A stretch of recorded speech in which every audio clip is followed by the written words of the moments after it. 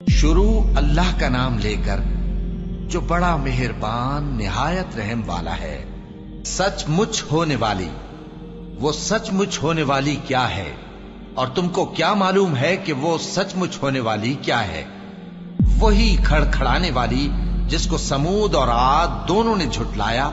سو سمود تو زبردست زلزلے سے ہلاک کر دیے گئے، رہے عاد تو ان کو نہایت زوردار آندھی سے تباہ کر دیا گیا۔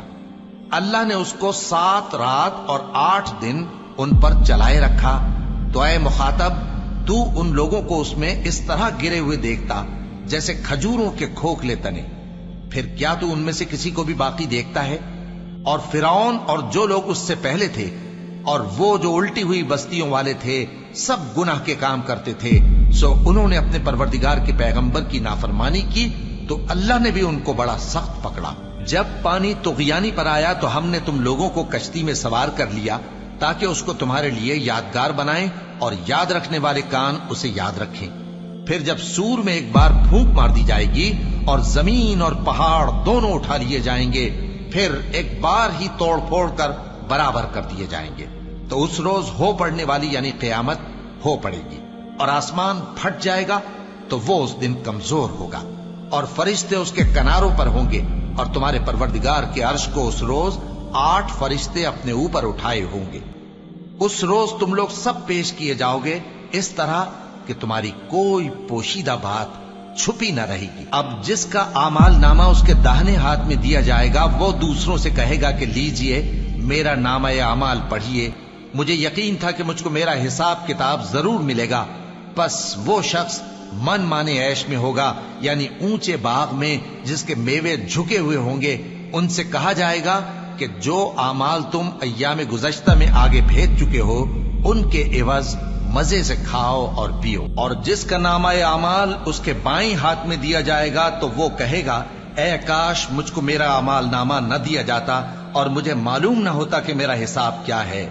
اے کاش موت میرا کام تمام کر چکی ہوتی، آج میرا مال میرے کچھ بھی کام نہ آیا، مجھ سے میرا اقتدار جاتا رہا۔ حکم ہوگا کہ اسے پکڑ لو، اب اسے طوق پہنا دو، پھر دوزخ کی آگ میں اسے جھونک دو، پھر زنجیر سے جس کی لمبائی 70 گز ہے جکڑ دو۔ یہ نہ تو اللہ عظمت والے پر ایمان لاتا تھا اور نہ فقیر کے کھانا کھلانے کی ترغیب دیتا تھا، سو آج اس کا بھی یہاں کوئی دوست نہیں اور نہ اس کے لیے کوئی کھانا ہے سوائے زخموں کے دھون کے، جس کو گناہگاروں کے سوا کوئی نہیں کھائے گا۔ سو میں ان چیزوں کی قسم کھاتا ہوں جو تم کو نظر آتی ہیں اور ان کی جو تمہیں نظر نہیں آتی، کہ یہ قرآن ایک معزز فرشتے کا پہنچایا ہوا کلام ہے، اور یہ کسی شاعر کا کلام نہیں، مگر تم لوگ بہت ہی کم ایمان لاتے ہو، اور نہ کسی کاہن کا قول ہے، لیکن تم لوگ بہت ہی کم غور و فکر کرتے ہو۔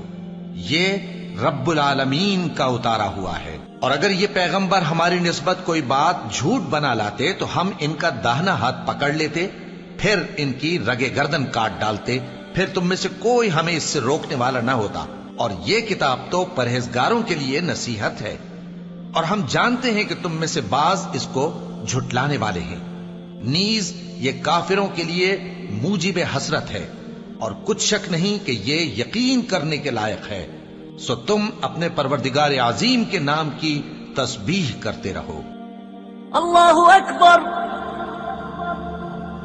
اللہ